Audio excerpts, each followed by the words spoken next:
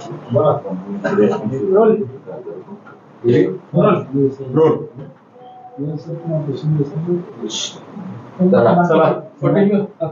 तुमचा उपचाराचा तिसरा दिवस आहे. तब्येत कशी आहे आणि पुढची भूमिका काय असणार? तब्येत चांगली आहे. पुढची भूमिका आणखीन 1-2 दिवस मला वाटतं सुट्टीच नाही आणखी हॉस्पिटलमधून. त्यामुळे पुढची भूमिका आणखीन ठरवली नाही. समाजात जाऊन चर्चा करून पुढची भूमिका ठरावी लागणार आहे. फक्त एकच की मराठा समाजानं लय अफवांवर विश्वास ठेवू नका. कारण सोशल मीडियावरती अंतरवालीच्या बाबत मला जी आज माहिती मिळाली ती रात्रीच्या बाबतची की मंडप काढून देणार आहेत असं तसं.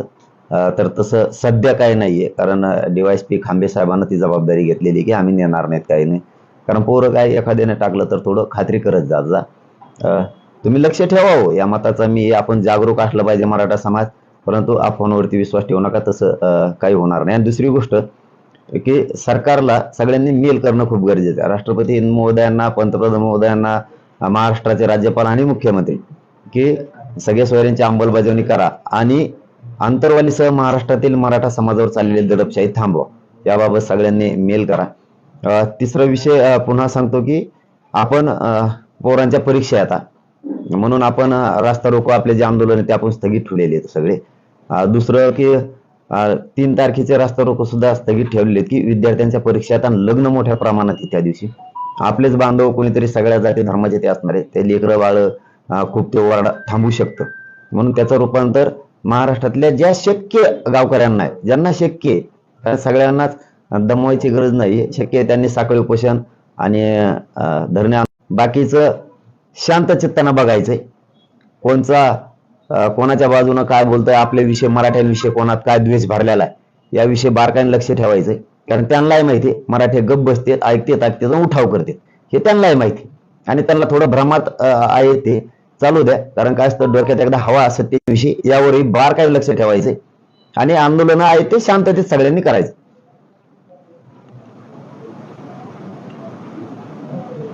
नरेंद्र मोदीची सभा सुरू होते थोड्याच वेळात.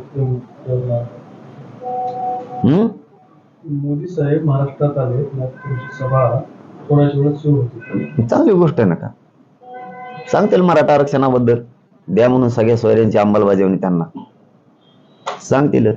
आता आम्ही तर विद्यार्थ्यांसाठी सगळेच आंदोलन हे 4 दिवसापासूनच 5 दिवसापासूनच स्थगित ठेवलेले.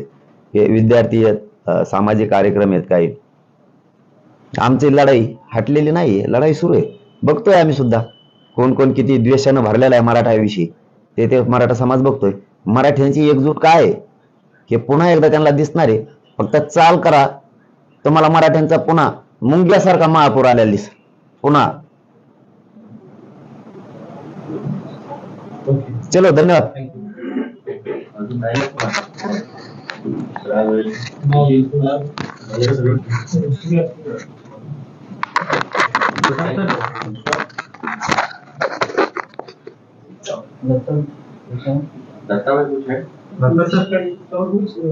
सकाळी 10 इचरा हिंदी